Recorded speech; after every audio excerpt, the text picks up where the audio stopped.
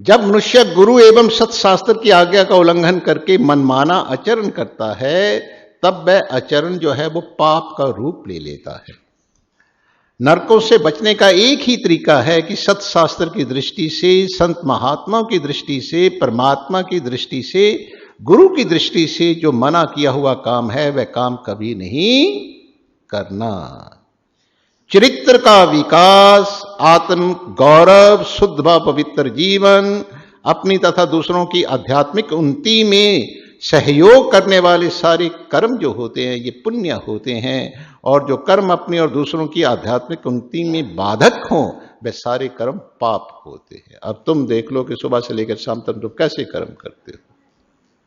ये देखो, श्री सुखदेव जी कहते हैं परीक्षित कुल मिलाकर मुख्य 28 नरक हैं, लेकिन इधर हमने 10-11 का ही उल्लेख किया है।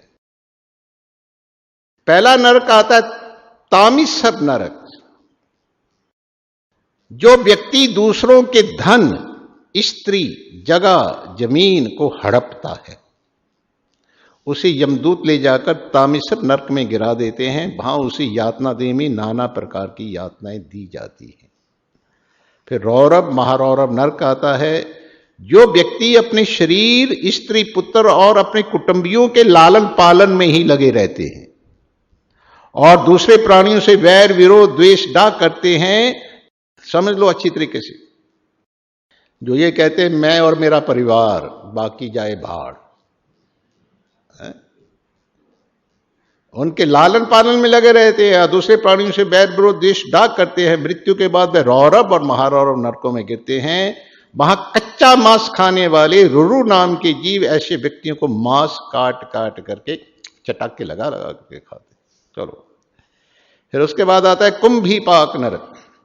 जो मनुष्य पशु और पक्षियों की हत्या करता है, पशु पक्षियों का मांस खाता है, वह मरकर कुंभीपाक नरक में जाता है। वहां उसे यमदूत खौलते हुए तेल में पकौड़ों की तरह तलते हैं, मांस खाने वाले। तो सोच लो कौन है इधर खाने वाला बैठा है, हो जाओ तैयार, बचोगे नहीं।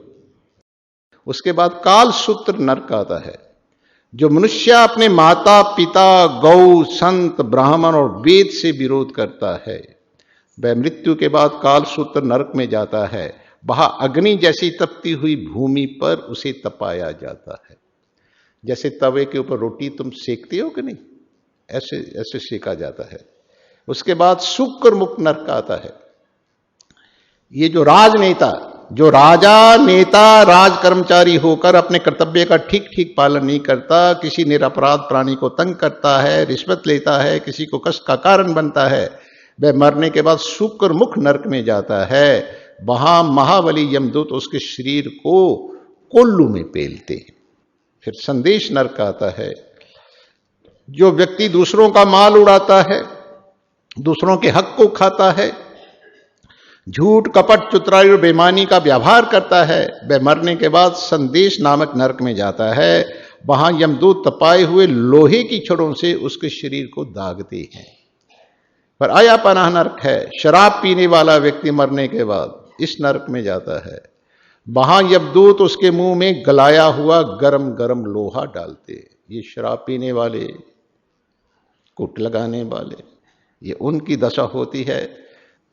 सूची मुक्त नरक आता है। जो मनुष्य स्त्री, पुत्र, धन संपत्ति, जगह जमीन और संसारिक व्यवहार को ही अपने जीवन का परम पुरुषार्थ मानते हैं, ऐसे प्राणी को सारे अंगों को यमदूत सूत्रे ही परिवयंती, सुई धागा से सीते हैं इस सूची मुक्त नरक में।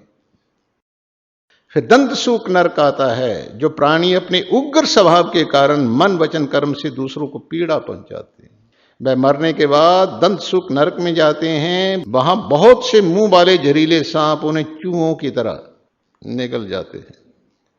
फिर एक असीपत्र वन नरक आता है। जो प्राणी अपने वैदिक सनातन धर्म को छोड़ करके दूसरे मत मतांतरों का आश्रय लेता है, उसे यमदूत इस नरक में, असीपत्र वन नामक नरक में ले जाकर कोड़ों से पीटते हैं।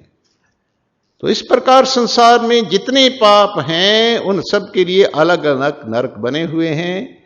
इसके अतिरिक्त यमराज के दरबार में 720 अति भयानक और खूंखार कुत्ते हैं। सुबह बतला रहे थे हमें, जो कि पापी व्यक्तियों को काटने के लिए ही पाले गए हैं। यमलोक में इसी प्रकार के सैकड़ों हजारों नरक हैं जो कि हमारे अनुभव में आए हैं। इन सभी नरकों को ढकोसना मारने की भूल कोई ना करे। ये सभी नरक दक्षिण की ओर पृथ्वी के नीचे जल के ऊपर स्थित हैं। यहां सभी यातनाएं यातना देह में भोगी जाती हैं। इन नरक की यातनाओं से यदि कोई बचना चाहता है तो वह प्रभु प्रेम के प्रकाश से अपने हृदय को प्रकाशित कर ले, और कोई साधन नहीं है भाई। अब आगे छठा स्कंद हो जाता है शुरू। छठे स्कंद की कथाओं में प्रवेश करने से पहले आओ हम सभी गोविंद देव के नारायण नाम को नमस्कार कर लेते हैं। वंदे गोविंद देवस्य नाम नारायणं सदा, अबुद्धयापि यदुचार्य मुक्तः पापो अप्यजामिलः। उस गोविंद देव के नारायण नाम को सदा नमस्कार है, अनजाने में जिसका उच्चारण होने से पापी अजामिल भी मुक्त हो गया। ऐसे नारायण को बार बार नमस्कार। नरकों का वर्णन सुनकर पृथ्वी जी सुखदेव जी का, महाराज जिन नरकों का आपने परिचय दिया उनमें तो बड़ी भारी यातना होती है। आपके श्रीमुख से नरकों का वर्णन सुना है, इसलिए असत्य होने की कोई संभावना ही नहीं।